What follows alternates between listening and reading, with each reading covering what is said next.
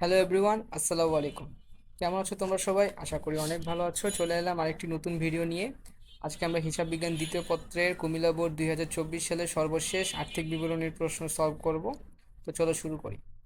তামান্না company লিমিটেডের যন্ত্রপাতি 1,50,000 টাকা, শেয়ার মূলধন 3,50,000 টাকা, প্রারম্ভিক মজুদ 60,500 টাকা, ক্রয় 4,02,000 টাকা, বিক্রয়ে 5,44,500 টাকা, ফেরত ডেবিট 10,000 টাকা, ক্রেডিট 8,000 টাকা, প্রাপ্য হিসাব 70,000 টাকা, প্রদেয় হিসাব 82,000 টাকা, বিজ্ঞাপন খরচ 22,000 টাকা, 10% বিনিয়োগ 1,20,000 টাকা, আসবাবপত্র 1,10,000 টাকা, অনাদায়ী পাওনা 3,000 টাকা, বেতন 9 মাসে 18,000 টাকা, বই পরিবহন 7,000 টাকা, মজুরি 12,000 টাকা। আমরা আমাদের হিসাবগুলো দেখে নিলাম। এবার দেখি অন্য তথ্যাবলিতে কি বলছে। সমাপনী মজুদ পণ্য 70,500 টাকা, আসবাবপত্র যন্ত্রপাতির উপর 10% অবশ্যই ধরতে হবে, মজুরি 1/2 অংশ বকেয়া রয়েছে। 4 নম্বর সমন্বয়তে বলেছে বিজ্ঞাপনের 4/1 অংশ বিলম্বিত করতে হবে। ক নম্বর প্রশ্ন, প্রত্যক্ষ খরচের পরিমাণ নির্ণয় করো। আমরা কি করব, প্রথমেই লিখবো হচ্ছে 2 নং প্রশ্নের সমাধান। ক নাম্বার শিরোনামটি হবে হচ্ছে প্রত্যক্ষ খরচের পরিমাণ নির্ণয়। এরপর আমরা আমাদের সাধারণ ছকটি টানবো, বিবরণ টাকা টাকা।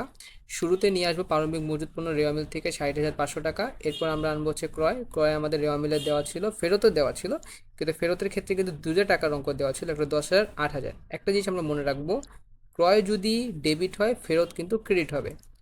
ঠিক আছে, এর জন্য। আর বিক্রয় যদি ক্রেডিট হয়, তাহলে ফেরত কিন্তু ডেবিট হবে।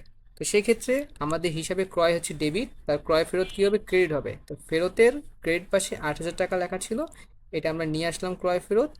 ক্রয়ের সাথে আমরা ফেরত 8,000 টাকা যদি বাদ দিই, তাহলে আমাদের আসে হচ্ছে 3,94,000 টাকা, সেটা হচ্ছে নিট ক্রয়। এরপর আমরা লিখবো আজ হচ্ছে মজুরি। মজুরি রেওয়া মিলে ছিল 12,000 টাকা, তার সাথে আমরা কি করব, বকেয়া যোগ করব। বকেয়া দেখো বলছিল 3 নম্বর সমন্বয়তে মজুরির 2/1 অংশ বকেয়া রয়েছে, তাহলে আমরা সেটাই করব। 12,000-এর সাথে 1 দিয়ে গুণ করব, 2 দিয়ে ভাগ করব, তাহলে আমাদের 6,000 টাকা আসে। তাহলে আমাদের যদি 12,000 তার সাথে বকেয়া 6,000 টাকা যোগ করি, তাহলে আমাদের আসে হচ্ছে 18,000 টাকা। এখন আমরা যদি আমাদের প্রারম্ভিক মজুত পণ্য, নিট ক্রয়, মজুরি তিনটা টাকা যোগ করি, তাহলে আমাদের আসে হচ্ছে 4,72,500 টাকা। তার সাথে আমরা কি করব, সমাপনী মজুত পণ্য বাদ দিব। সমাপনী মজুত পণ্য আমার সমন্বয়তে ছিল 70,500 টাকা, সেই টাকাটা বসিয়ে বিয়োগ করে দিব। বিয়োগ করলে আমাদের প্রত্যক্ষ খরচ আসে হচ্ছে 4,02,000 টাকা। আশা করি তোমরা ক নাম্বারটা কিভাবে করতে হবে এটা বুঝতে পেরেছো। এখন আমরা খ নাম্বারে চলে যাব। খ নম্বর প্রশ্নতে বলছে মোট মুনাফা 1,30,500 টাকা ধরে নিট মুনাফা বা ক্ষতি নির্ণয় করো, মানে বিশদায় বিবরণী তৈরি করব। তো চলো শুরু করি।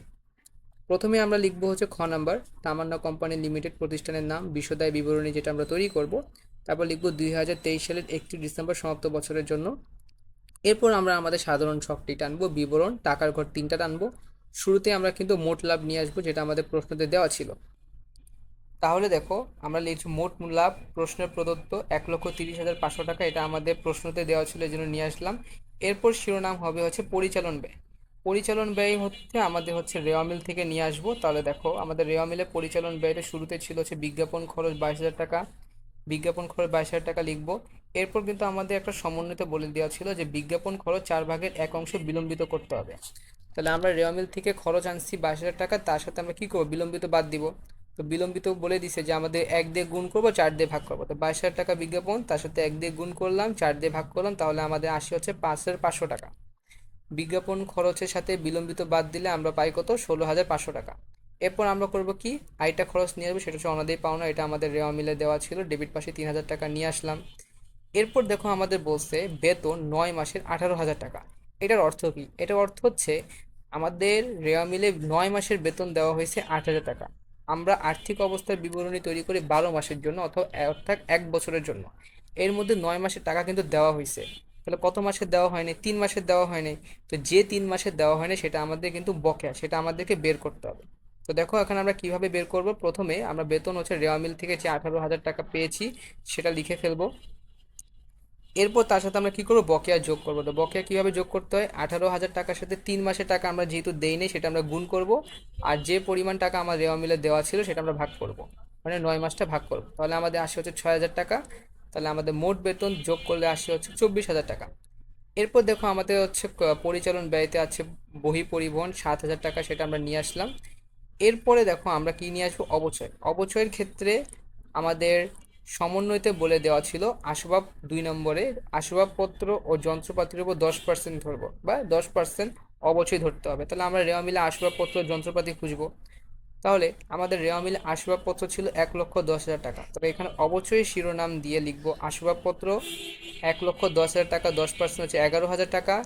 এরপর আমরা করব কি যন্ত্রপাতির উপর ধরবো। এরপর আমরা করব কি আমাদের যন্ত্রপাতি ছিল 1,50,000 টাকা। যন্ত্রপাতি ছিল 1,50,000 টাকা, তার উপর আমরা কি করব 10% অবশ্যই ধরবো। তাহলে কত আসে 15,000 টাকা।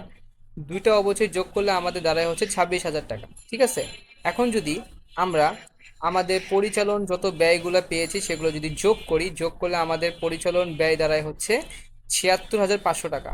তাহলে আমাদের একটা জিনিস খেয়াল করো, আমাদের মোট লাভ ছিল হচ্ছে 1,30,500 টাকা, তার সাথে আমরা পরিচালন ব্যয় 76,500 টাকা যদি বাদ দিই তাহলে আমাদের দাঁড়ায় হচ্ছে 54,000 টাকা। এই 54,000 টাকা হচ্ছে আমার পরিচালন মুনাফা। ঠিক আছে, তো আমরা আমাদের পরিচালন মুনাফা পেয়েছি 54,000 টাকা, তার সাথে আমরা কি করব অন্যান্য আয় যোগ করব। তো অন্যান্য আয়তে দেখো আমাদের কি ধরনের নির্দেশনা দেওয়া ছিল, যে 10% বিনিয়োগ করছি 9 মাসের জন্য।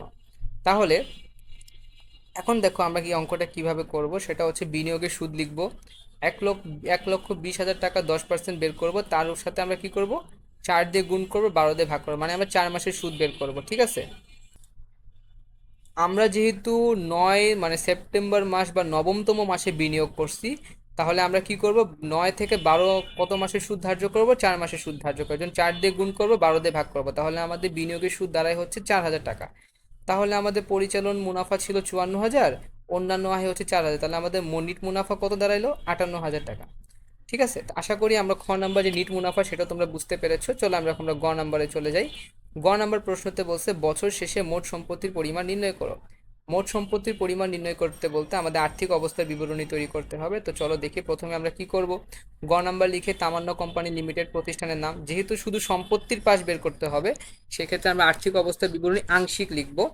আর আর্থিক অবস্থার বিবরণী আমরা একটা নির্দিষ্ট তারিখের জন্য প্রস্তুত করি, এই জন্য আমরা এখানে লিখব 31 ডিসেম্বর 2023 সাল, সমাপ্ত বছরের জন্য এই কথাটা লিখব না। এরপর হচ্ছে সাধারণ ছক টানবো, বিবরণ টাকা টাকা, শিরোনাম হবে সম্পত্তি সমূহ। সম্পত্তি সমূহের মধ্যে সর্বপ্রথম আসবে স্থায়ী সম্পদ। স্থায়ী সম্পদের মধ্যে আমাদের শুরুটা হয়েছে যন্ত্রপাতি দিয়ে। তো যন্ত্রপাতি ছিল রেওয়া মিলে 1,50,000 টাকা, তার উপর 10% হচ্ছে আমাদের পুঞ্জীবিত অবচয়, যেটা আমরা কি করছি বিশদায় বিবরণীতে বের করেছিলাম 15,000 টাকা। এটা আমরা বিয়োগ করব, তাহলে আমাদের যন্ত্রপাতির নিট মূল্য দাঁড়ায় হচ্ছে 1,35,000 টাকা। আমাদের রেওয়া মিলে আসবাবপত্র ছিল হচ্ছে 1,10,000 টাকা।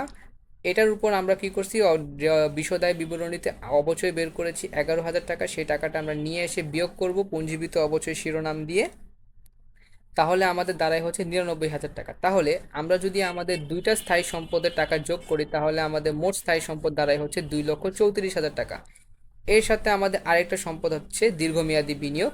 এটা দেখো দীর্ঘমেয়াদী বিনিয়োগ 10% ছিল, এই টাকাটা আমরা সরাসরি 1,20,000 টাকা বসাই দিব।